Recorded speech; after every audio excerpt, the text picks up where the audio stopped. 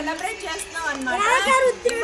నేను story telling ఒక కూరగాయల కథ చెప్దాం అనుకుంటున్నాను ప్యారడీగా. మీ అందరికీ ఆల్రెడీ తెలిసే ఉంటుంది.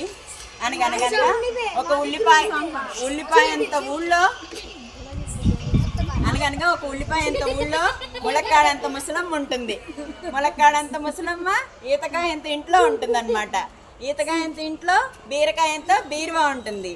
బీరకాయ ఎంత బీరువాలో వంకాయ ఎంత వజ్రం ఉంటుంది అనమాట. దాన్ని కష్టపడి పాపం డబ్బులు దాచి కొని దాన్ని అట్టు పెడుతుంది అనమాట.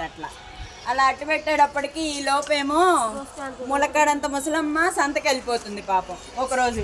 ఈ లోపు దొండకాయ అంత దొంగోడు వస్తాడనమాట. ములక్కాయ వెళ్తూ ఏం చేసింది ములక్కాడంత ముసలమ్మ ఇంటికి ఈతకాయ ఎంత ఇంటికి తాటికాయ ఎంత తాళం వేసి వెళ్ళిపోయింది పాపం.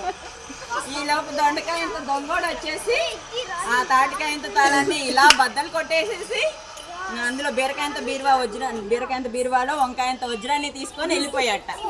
అయ్యో ములక్కాడంత ముసలమ్మ ఇంటికి వచ్చి చూసేటప్పటికి తలుపులన్నీ ఇలా తీసున్నాయని చూస్తుంది. అయ్యో నా ఇంట్లో దొంగతనం జరిగిపోయింది, ఎవరు దొంగతనం చేశారని గబగబా పొట్లకాయంత పోలీసులకి వెళ్తుంది అనమాట. పొట్లకాయంత పోలీస్కి కంప్లైంట్ చేస్తుంది.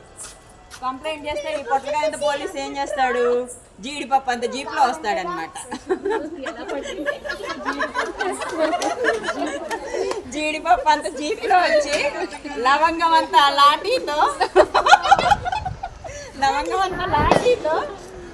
ఎతుకుతూ ఉంటాడనమాట. ఎక్కడ ఉంటాడో దొండకాయ ఎంత దొంగడు. ఈ లోపు సంతలో అమ్ముతూ ఉంటాడనమాట. సొరకాయ ఎంత సంతలో అమ్ముతూ ఉంటాడు. అలా ఈ లోపు వెళ్ళి గబగబా సెర్చ్ చేసి వాడిని పట్టేసుకొని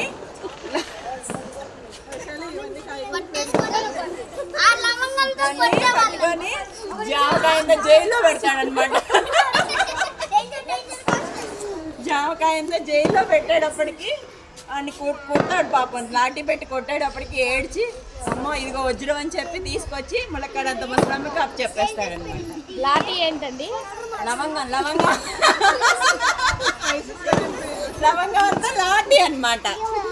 ఆ లవంగం అంతా లాఠీతో అలా చెప్తారనమాట. మీకు పిల్లలు ఇది మీకు తెలిసిందా దేని గురించి అనేది? కూరగాయల గురించి, ఇంకా మిల్లెట్స్, ఫ్రూట్స్ గురించి. కూరగాయల్లో ఏం తెలుసు నీకు చెప్పు చేసిన? దొండకాయ తెలుసా? దొండకాయ బెండకాయ. ఇంకా మీకేం తెలుసు? మాన్య నీకు